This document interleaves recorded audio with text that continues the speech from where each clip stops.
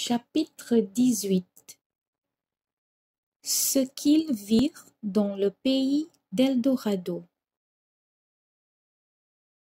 Cacambo témoigna à son hôte toute sa curiosité. L'hôte lui dit: « Je suis fort ignorant, et je m'en trouve bien. Mais nous avons ici un vieillard retiré de la cour, qui est le plus savant homme du royaume et le plus communicatif. » Aussitôt, il mène Cacambo chez le vieillard. Candide ne jouait plus que le second personnage et accompagnait son valet.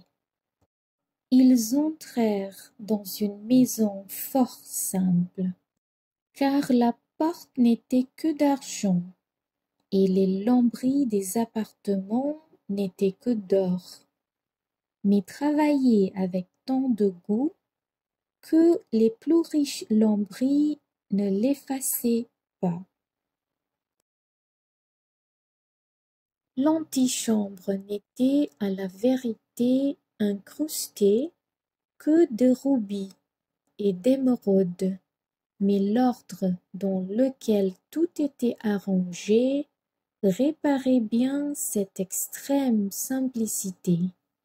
Le vieillard reçut les deux étrangers sur un sofa matelassé de plumes de colibri et leur fit présenter des liqueurs dans des vases de diamants, après quoi il satisfit à leur curiosité en ces termes: « Je suis âgé de 172 ans et j'ai appris de feu mon père, écuyer du roi, les étonnantes révolutions du Pérou dont il avait été témoin.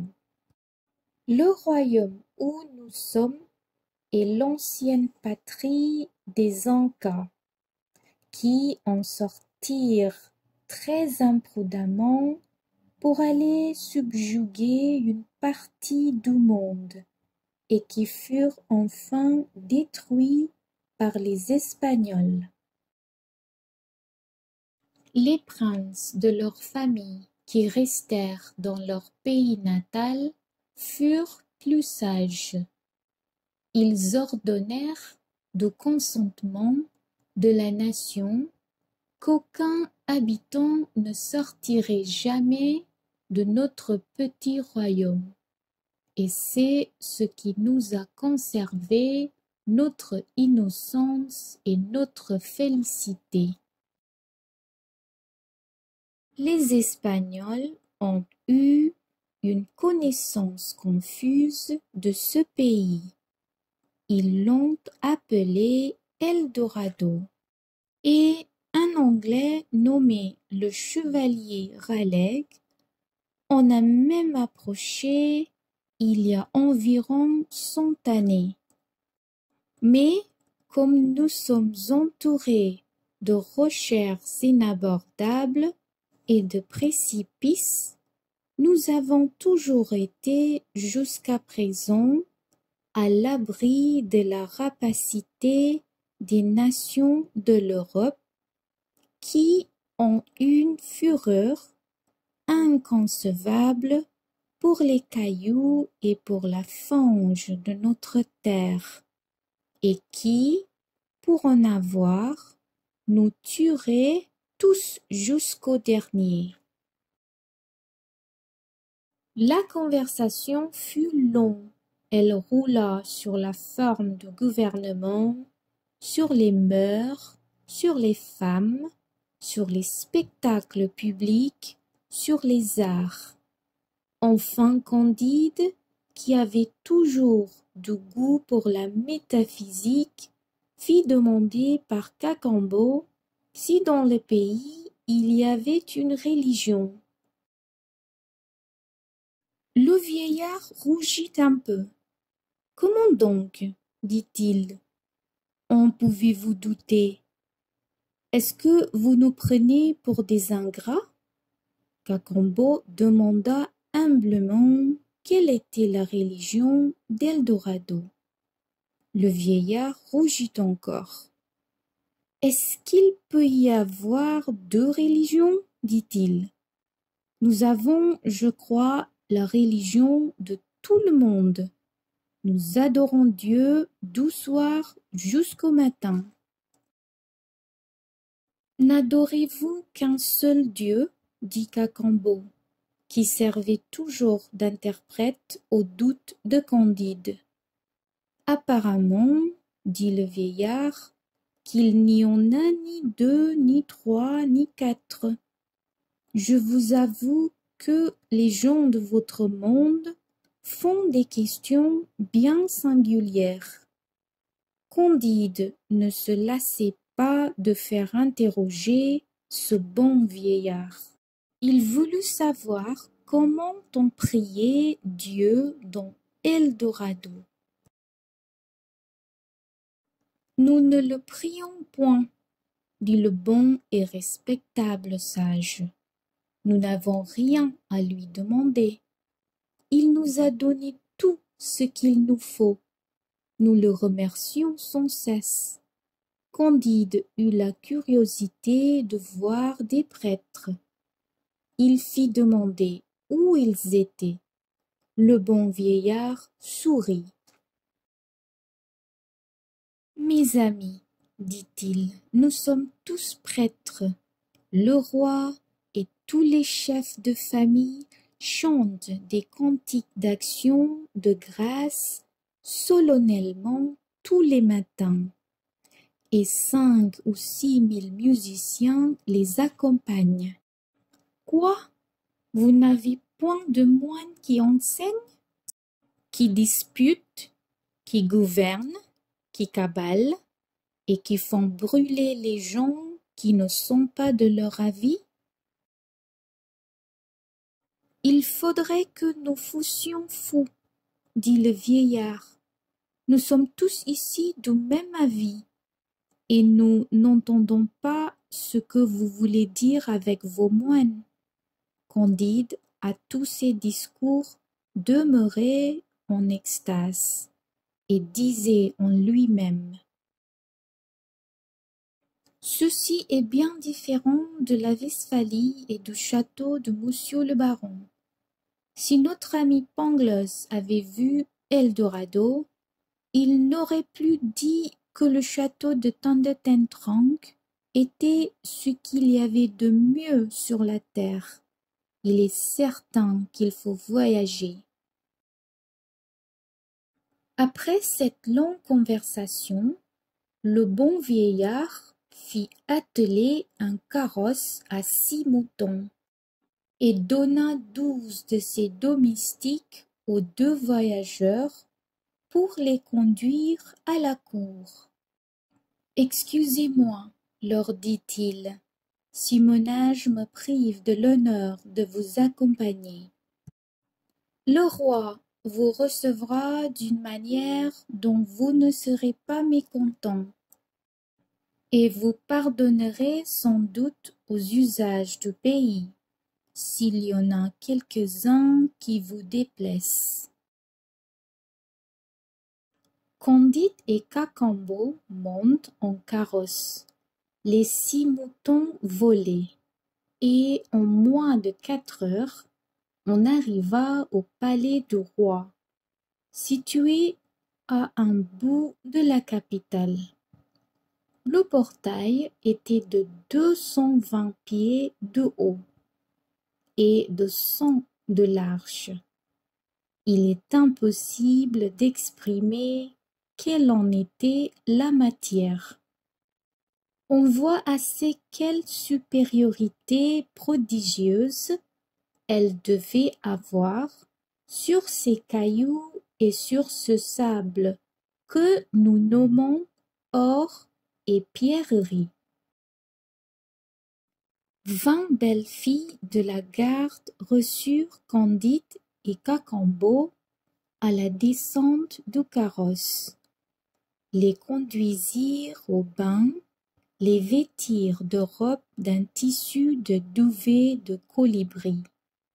Après quoi, les grands officiers et les grandes officières de la couronne les menèrent à l'appartement de Sa Majesté au milieu de 2 files, chacune de 1000 musiciens, selon l'usage ordinaire. Quand ils approchèrent de la salle du trône, Cacambo demanda à un grand officier comment il fallait s'y prendre pour saluer Sa Majesté. Si on se jetait à genoux ou ventre à terre, si on mettait les mains sur la tête ou sur le derrière, si on léchait la poussière de la salle. En un mot, quelle était la cérémonie? L'usage, dit le grand officier, est d'embrasser le roi et de le baiser des 2 côtés. Candide et Cacambo sautèrent au cou de Sa Majesté, qui les reçut avec toute la grâce imaginable et qui les pria poliment à souper. En attendant, on leur fit voir la ville, les édifices publics élevés jusqu'aux nues, les marchés ornés de 1000 colonnes, les fontaines d'eau pure, les fontaines d'eau rose, celles de liqueur de canne de sucre qui coulaient continuellement dans de grandes places pavées d'une espèce de pierrerie qui répandait une odeur semblable à celle du girofle et de la cannelle. Candide demanda à voir la cour de justice, le Parlement. On lui dit qu'il n'y en avait point et qu'on ne plaidait jamais. Il s'informa s'il y avait des prisons et on lui dit que non.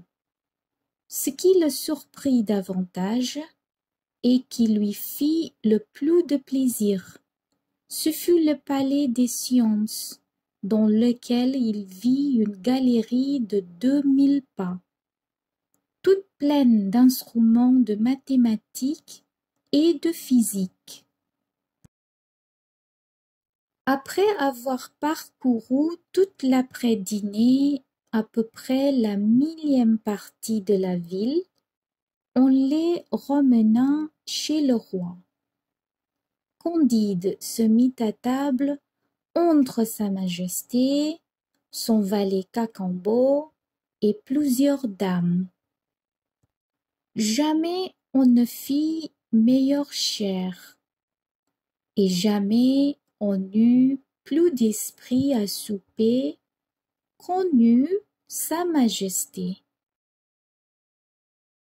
Cacambo expliquait les bons mots du roi à Candide, et quoique traduits, il paraissait toujours des bons mots. De tout ce qui étonnait Candide, ce n'était pas ce qui l'étonna le moins.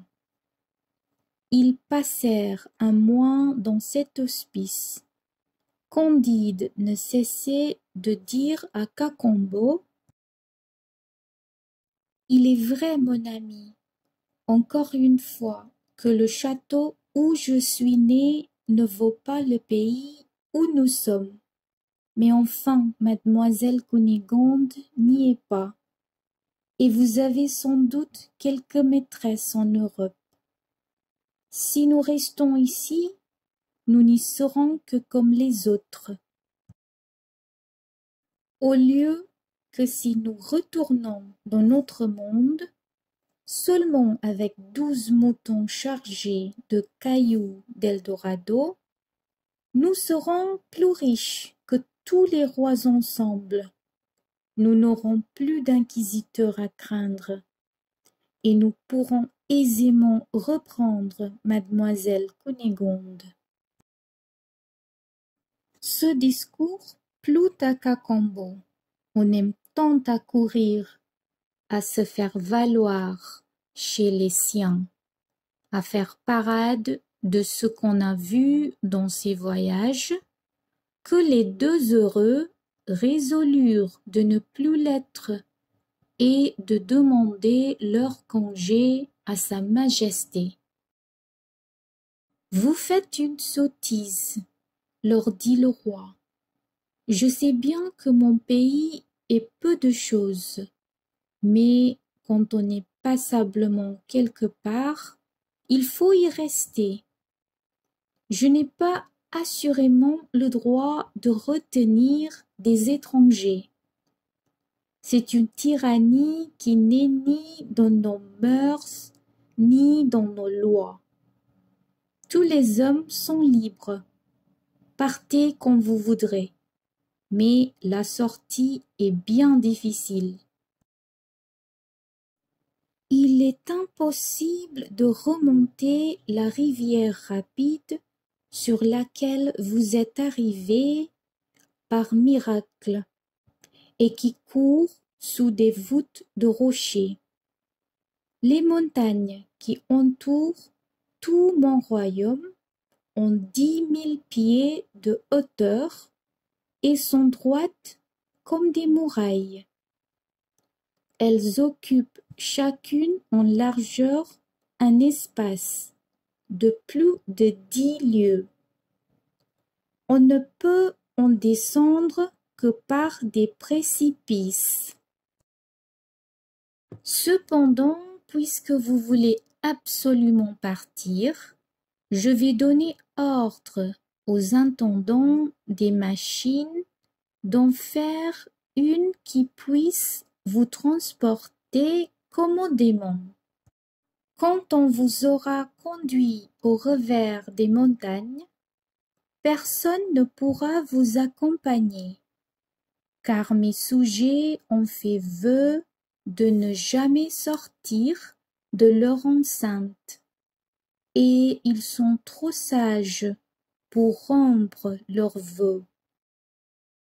Demandez-moi d'ailleurs tout ce qu'il vous plaira.